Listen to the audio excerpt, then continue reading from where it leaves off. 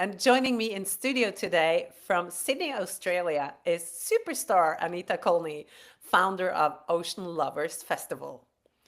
Festival founder Anita hails from generations of ocean lovers, with her father and uncle being world class and Olympic sailors.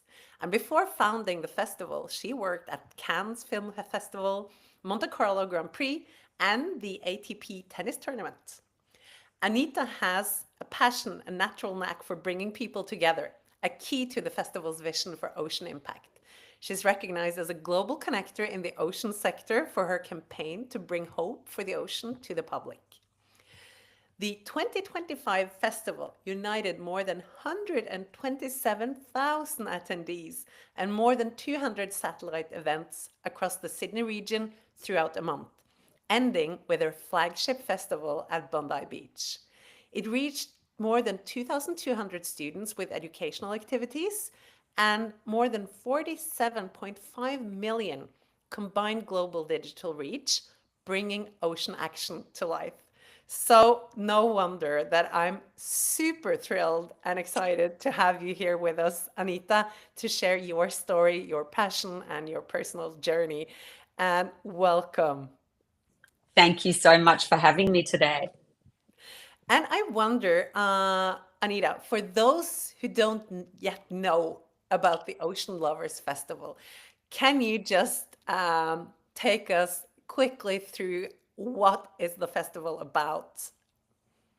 The Ocean Lovers, the Ocean Lovers Festival is an opportunity to really get people connected to the ocean, to inspire them and engage them through education and entertainment, and really give hope to people that there are so much that everybody can do and so many solutions out there.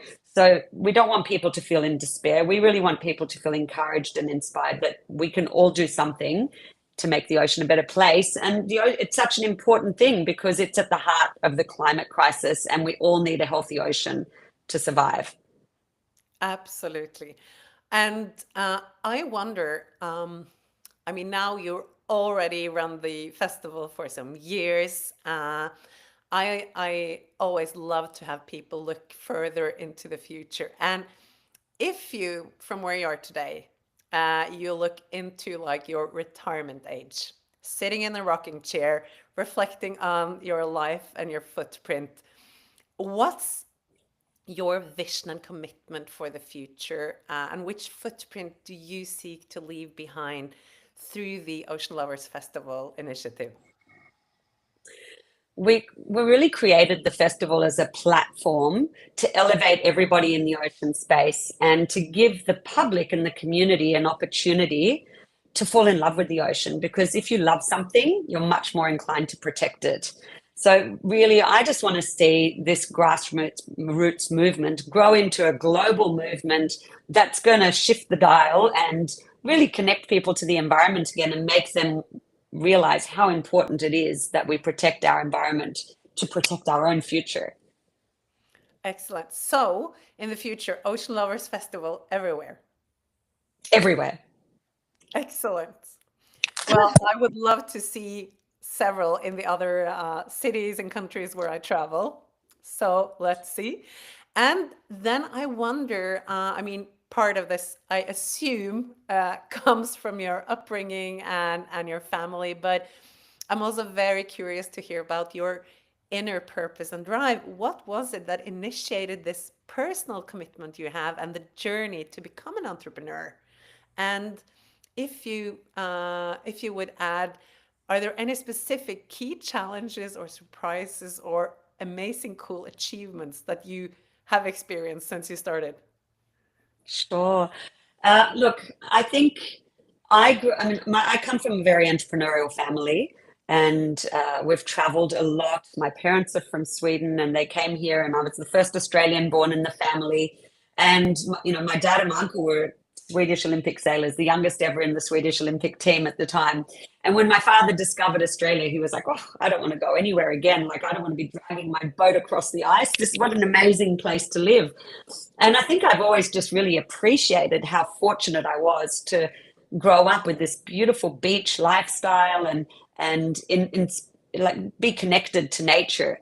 And by the time I've got 4 children of my own now, and I was a stay-at-home mum for some time with my children, and I started the Ocean Lovers Festival as a passion project on the side because I realized that there's so much climate and eco anxiety in children, and my children aren't living in the same time and growing up in the same time that I grew up in. I was so fortunate to take all of that for granted, and having that awareness, once you're aware, you can't go back. So having that awareness that the world is not the same place. Our climate and environmental challenges are such a major focus today that I just wanted to do something that was going to make a difference for my children and leave the world a better place for them and or future generations. Some of the amazing things that have happened along the way. When I started the festival, I met with the ambassador of Monaco to Australia at the time, and they were just about to have their first Monaco Ocean Week over in Monaco.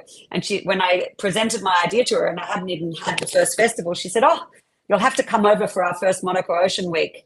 So I said to my ex-husband, I said, "You need to take some time off work because I've got to fly over to Monaco."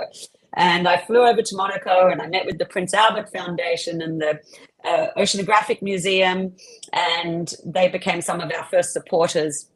And coming from a stay-at-home mum's perspective and going meeting with really important people like that, it was such an uplifting and a moment that really gave me a lot of inner strength to go, well, here's me, a stay-at-home mum, meeting with these really important global initiatives and movements, and they can see the value in what I'm bringing to them. So I flew after that to EarthX in Texas, where I'd been invited by Mission Blue and one of my contacts there, and I presented about the festival at EarthX, which is one of the world's biggest environmental festivals as well. And I met with Sylvia Earle at the time, and I said, from Mission Blue, and I said, "Oh, I'm going to start an Ocean Lovers Festival in Sydney and to inspire hope and make people fall in love with the ocean. And as part of that, I want to nominate a hope spot for Sydney." And she signed a book for me saying, "To Anita, champion for our oceans." So that was like a really, really special moment for me. And I flew back to Sydney after all these incredible encounters, and I just felt supercharged and energetic that I had it in me, and it really gave me the strength to go, I'd never stepped out to be an entrepreneur on that level. I was just following my passion and trying to do something good. And then I realized, no, I really got something here, and people believe in me, and I actually have the ability to do this. So when I came back here and I knew that I had some real global movements and people behind me, it made it a lot easier to then go and speak to starting Waverley Council and say, "Listen, what do you think about having Bondi as the first stage for our Ocean Lovers Festival?" And they thought, "Wow, this totally fits with our sustainability environmental planning. Let's do it." So yeah, it took about a year from the time that I started planning and talking about it till we had our first festival, a year and a few months. And then that was it. Some of the major challenges that we've faced is that just a day out from our second festival, we got hit with COVID. And when you're a new event and really, very startup, that was a really big challenge because, events rely on people to turn up. So that was a really big one. So in those first two, and because we hadn't been around for longer, we couldn't apply for any government support or funding support or anything. So it was purely passion, no pay for the first 4 years of the festival to just get it to that stage. And I remember someone saying to me once, what kept you going? How did you do that? 4 cancellations over 2 years with COVID and everything. I said, you know what? Being a mum of 4, the best way I can describe that is, if you asked me after being pregnant for 9 months if I'm not going to give birth, that would be like saying, now you're not allowed to give birth after 9 months. I've been working all the way through this, and it's been such a challenge. There's no way, I don't care if it's taken 2 years longer and 4 cancellations, I am delivering another festival, like it or not. Absolutely. That's such an amazing parallel. I often refer to Tool as my third child, my biggest baby, my only girl. Yeah. Yeah, it's really, and it's so interesting because I see this is something that keeps coming up in the conversations with female founders, that a lot of the time there wasn't like a strategy in place, a big plan, or it's more a lot of the women I talked to in this series, they just felt that this thing they came across, it just had to be done. And the consequence of doing that meant that they had to become entrepreneurs without necessarily having kind of all of the toolbox and the kind of background, etc. for it. So it's kind of more like jumping in and learning along the way. 100%. And I think it's actually been I love it because it teaches you that anything is possible. It's all, Absolutely. if you step out of your comfort zone and you try, you can literally achieve almost anything. And that's why they say the most successful people in the world, it doesn't matter what you do, are the ones that have failed the most. You fail 99 times, then you're going to succeed on the hundreds. But if you don't try, you'll never succeed. Absolutely. And I think that's such an important lesson for youth and for our kids these days in a world that is going through so many crazy and extreme changes and crises, to also see these as, waves of opportunities for each of us to step up, not to give up, to That's just build grit and stubbornness and just go at it, right? That's right. And I think that's why education and entertainment are two of the key things that we've fallen on in a sense, because entertainment can reach such a broad audience, whether it's through film or, festivals and music. It's just a way to really bring people together and, get them to feel emotionally connected with something.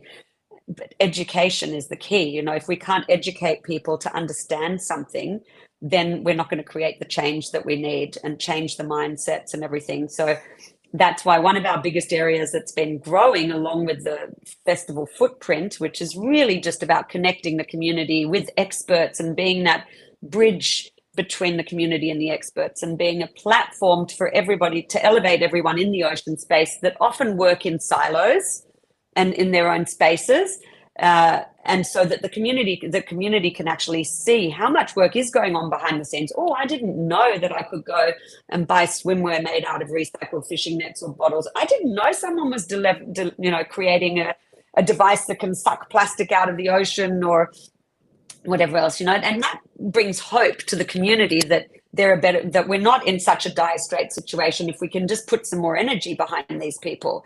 And then the education piece has really grown for us. So we started off with a school competition, which was giving students the opportunity to create artwork out of things that could end up in the ocean. And then we've launched a second competition now, which is Fish Tank, which is like our version of Shark Tank, allowing school students to come up with innovative ideas for the ocean with prize money. And now we've got universities and things offering mentoring and other things. And now and then we have excursion programs to the festival where kids can really do really immersive hands-on things, from building seahorse hotels that are going to get deployed off the coast to driving underwater drones, so that they really get immersed in this underwater world and understand it better. And now we've just launched a new program called Ocean Smart Schools, where we're going into schools and bringing that ocean science, but not just ocean science. Why is it important to you and why should you care about it? Straight into the schools and connecting to all our competitions and other things for year-round engagement with schools. But that's a really important focus for us to grow. And we're extending it this year to try and grow it into a national platform so we can reach as many students as possible. Amazing. Simply amazing. I can't wait to be able to participate myself Yes, in one you'll of have the to come. upcoming festivals. And then I wonder, because I think you actually already mentioned a few of them, but I love to dig into, something that is so important for any one of us that starts building an initiative and a company, uh, which is those critical early supporters. And I wondered if you can share, aside from those you already mentioned, which supporters that paid it forward to you from those very early days that enabled you to get started and get where you are today, those that have really been your door openers, the critical ones. Yeah. So I think in Sydney, we'll talk about Hit Sydney now because we've spoken from some of that international support. But one of the first projects we did was with the Sydney Institute of Marine Science. And we went and saw the director of the Sydney Institute of Marine Science that were designing together with Volvo, who was one of our core partners. They came on board in our first year, supported in the first and second year, and then they did 3 years as a naming rights partner, and which has been amazing. So Volvo was sponsoring a project in Sydney called the Living Seawall Tiles with the Sydney Institute of Marine Science, which was about restoring the Sydney Harbour by creating these beautiful tiles that would attach to the wall, because when they build harbours, a lot of the walls are flat and then sea life can't attach itself anymore. So when we went to them the first time, they said, oh, do you think you could get living seawalls and crayweed forest potentially into the Icebergs pool at Bondi, which is an iconic pool, one of the most iconic pools in the world, ocean pools. And we said, well, we can try. So we went to the Icebergs, and in the first festival, we had a crayweed forest, a living seawall tile planted in the pool that people could dive in and explore these new, these projects that are generally out of sight and out of mind. And we had scientists there that could talk to them and you could learn about it. And we did that for the first couple of years, actually, which was a great project. And that project then went on to become one of the first 3 finalists in Prince William's first Earthshot Prize, which was fabulous. So Sydney Institute of Marine Science were a major supporter and collaborator from the beginning. Waverley, as our local government for Bondi Beach, was a major supporter. The Australian National Maritime Museum jumped on very early on. A lot of the universities, and that has really enabled us to become this platform for collaboration, because like I mentioned before, a lot of these people work in silos. And what happened out of our first festival, we created something called a Blue Date Day, which was after a chat with Tim Silverwood from OIO. He said, everyone works in their silos. They never have a chance to get together.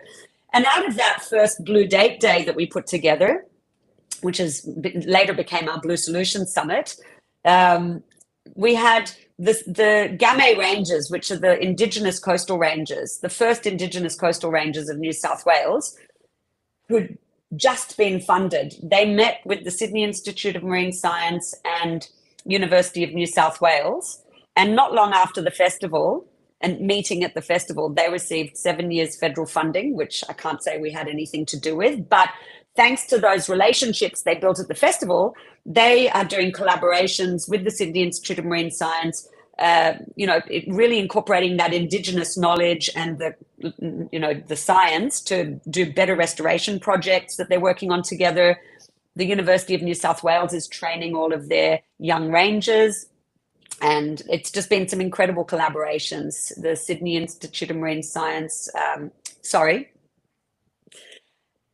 another of the collaborations that have come from the festival was the CSIRO with the Sea Shepherd and the University of New South Wales that did something on microplastics and plastic pollution. So we've really become quite a significant platform for connecting government, science, business, people, and creating new opportunities to accelerate ocean impact. That's like the dream case, having worked a lot both with impact and environment in the ocean space and between corporate startups and the talent sphere. I mean, that kind of basically village thinking is so essential.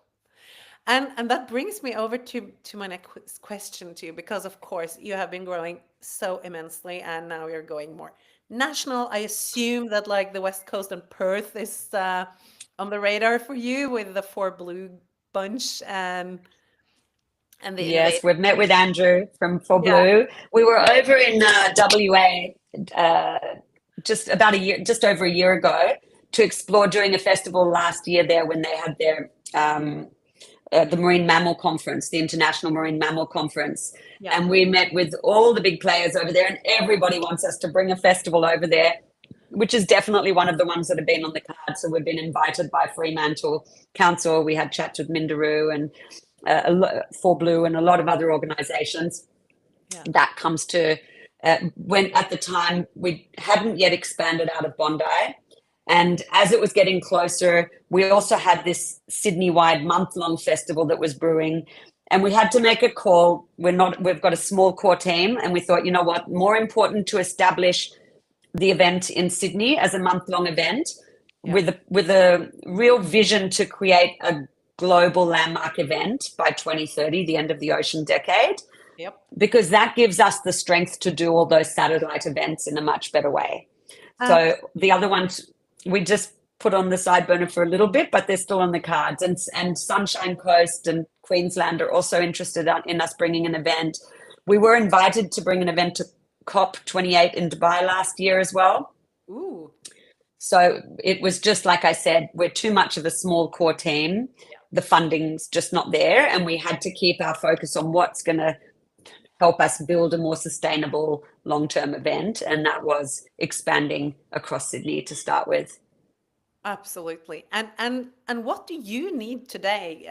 Do you have any ideal type of partners, landing spots, uh, sponsors, etc., that you're seeking to team up with for this next stage of scaling? What are the most critical, essential resources that you need to Yeah, grow towards your vision onwards? we definitely need more sponsors and philanthropic partners. It's funding. Funding is the key. Government, even some stronger government partnerships from a federal point of view to do a bit of a federal. Ideally, we'd like to do a national rollout of the festival. And I think that being such a good platform for collaboration and creating new connections, I hope that the government will see that as something that they should be supporting a bit stronger. We work very closely with local governments, the Environmental Protection Agency, the Department of Primary Industries, but we haven't yet. Just before COVID hit, we actually put a submission for big government funding to do a national rollout. And of course, that timing just didn't work, unfortunately. So that is one partnership. And then I guess companies that can really see the value to align, to be seen as doing good in the ocean space, and that they are moving in the right, and not just doing good in the ocean space, but that they recognize the value of ocean in our, in the future survival of our planet and creating longevity for people, for business and everything. So sponsorship, philanthropic support, and funding is definitely the biggest challenge and the biggest one we're facing, especially having grown very quickly from a 4 or 5 day festival to a month-long event with year-round activations happening now as well. Yeah, absolutely. And when you look at kind of that challenge part and support, I mean, Tool is built as a global collective of people focused on regenerative models and the whole village and tribe thinking. We cover, the startup and investor world, corporates, talents. Do you see any way that Tool and our audience that are listening and viewing in today can actively support you? I would love for people to take a closer look into our website, to feel free to contact me to find out more. We've just done our impact report from 2025, which I'm happy to share with anyone, or you could even put a link to, if you like, in the podcast recording. And we're creating a new presentation and pitch deck for 2026 and beyond. We're really, like I said, we are growing into a global audience. We're growing into a global movement, and it started as a real grassroots initiative. We've got great impact and great opportunity to connect with a broader public audience. So if a brand feels aligned with what we're doing as a mission and the people that we can reach, if they see the opportunity to, whether they've got a product or something that would fit well, that can be presented in Sydney-wide event, whether it's a car brand or other innovation that they want to come and bring to us, we're very keen to be showcasing more international innovations. So if people have some innovations that they'd like to bring to the festival next year, make sure to connect with us. Speakers, if you're going to be in Australia, anyone who's got something good to share, but we do 2 full days of talks in Bondi, plus talks in the city at the Maritime Museum, and we have a Blue Solutions Summit, which is more business and government focused. So we'd love to hear from anyone who sees any opportunities for collaboration, involvement, and I'm happy to share more information with you that you can share with the audience afterwards. That is wonderful. And of course, we had the this year's festival on the global tool calendar, and we're also setting up the details, links, and everything on the global calendar for the 2026 edition. And then I wonder, Anita, because I Thank you. think, I mean, you and I were both single moms, having juggled kids, international work, lots of passion, and lots of different daily challenges to balance and mix. I like to talk about not work-life balance, but more work-family fusion as kind of a model to cope.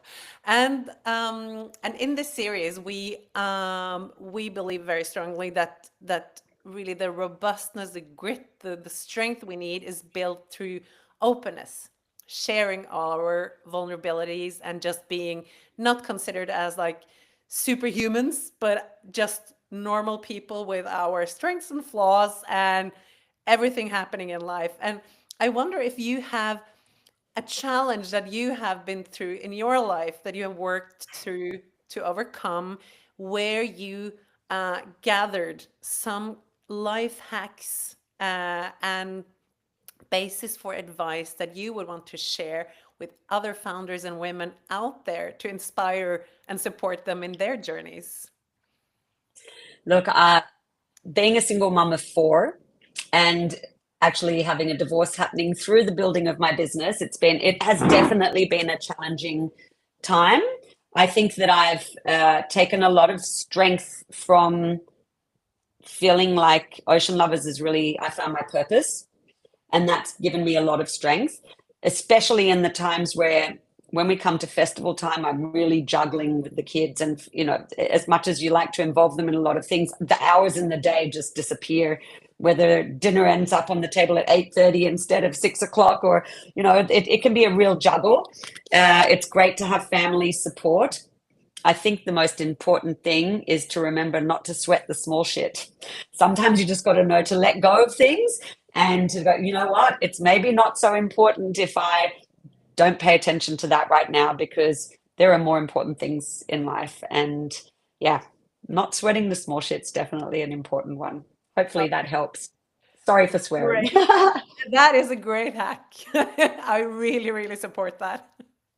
And Yeah. and then I wonder, because I mean, um, building up this community platform that your festival is, um, I love to hear what founders need, but also I believe very strongly that we have, of course, we have a lot of needs for resources from others, but we also, as founders and with our companies, we also represent resources for others. And I think with a festival like yours, that is also like kind of a huge sandbox of opportunities. Can you I mean, you mentioned a bit with like speaker opportunities or, more environmental brands coming on board, but can you share some specific details on which type of resource that you and the festival can represent when it comes to other entrepreneurs in our global community that has relevant solutions and that maybe are looking into the Australian market on their next scale? Absolutely. Absolutely. I do think we are such a platform that offers connection. So whether it's being a speaker or bringing your product to our event, or, you know, if you have a bigger showcase of some kind that we can plug in, we have an incredible number of connections here from having worked in this space for some time. And we are more than happy to help with those connections. We would love to showcase what you're doing to the Australian audience and help in any way we can for you to connect with people that would help you grow your product or your innovation in Australia or your ideas. Perfect. That is great. And I also know that we share some of the same partners with Ocean Impact Organization that built the first really Ocean Accelerator. Be an accelerator for ocean impact companies out from Australia. So I think there are some great synergies and opportunities for the innovators that are tuning in now to connect both with you and the guys there. And then I wonder, Anita, which female founder or owner has inspired you and who you would love to see featured on the Wavemaker podcast onwards? Oh, I come across so many incredible women. I've got to say, I find that there's so many inspirational women in the ocean space. There are so many, I can't tell you, but one that I can definitely think of right now off the top of my head is Pia Winberg. She's an incredible marine scientist from Sweden. She's started a company called FICO Health, really seaweed farming and saving the planet with pasta and infused with seaweed. Lots of great ideas. I think she would be absolutely fabulous to have on your podcast. Thank you. And she's not very far away from where I'm sitting either. I think she's already on our list. So thank you. Oh, fantastic. Yeah. Yes. And then, I mean, when we have already been speaking a lot about talents, and I can never do one of these episodes without covering the talent topic. But looking at the ocean industries from your side, we are extremely eager to get many more talents, whether they're young or more mature, interested in the ocean space and building their career, finding their purpose in the ocean. And what would you see from your end as key human skills or capabilities that are really essential for young people and talents from the outside industries entering the ocean space? And do you have any very core essential advice for any talent listening in today that wants to take part of the ocean journey with all of us? I think one of the main thing to think about is it doesn't matter what your background is. From an educational point of view, if you have a passion for ocean, you can almost always find a way to tie it in. It doesn't matter if it's science, photography, business, whatever it is, there's always an angle to tie it in. We run one of our school events is called the Sea Science Student Expo for year 9 to 12 students, for high school students. And we get a few hundred science school students that come to this event every year. We've been doing it now for, I think, 3 years. And we get presenters to come to talk, but we have some of the universities that come and present, but then on the side, we might have an aquarist or a young ocean crusader, that's just in a completely different industry, because it doesn't matter what you're doing. There's so many avenues to get into ocean space. It doesn't matter if it's accounting, engineering, all of those things can relate to ocean if you want it to. So yeah, I think you just have to do a bit of exploring and digging. Contact Tool or contact us, and you can find out plenty of opportunities. Excellent. Anita, this was so inspiring. I really love to have this conversation with you and getting to spend some time together. Yes, lovely to spend time with you too. And to those listening in and following this Female Founders podcast, Wavemakers, stay tuned for an ocean of amazing women as we move along this year. So thank you and see you soon. Thank you. Thank you so much. I'll see you soon. There we go.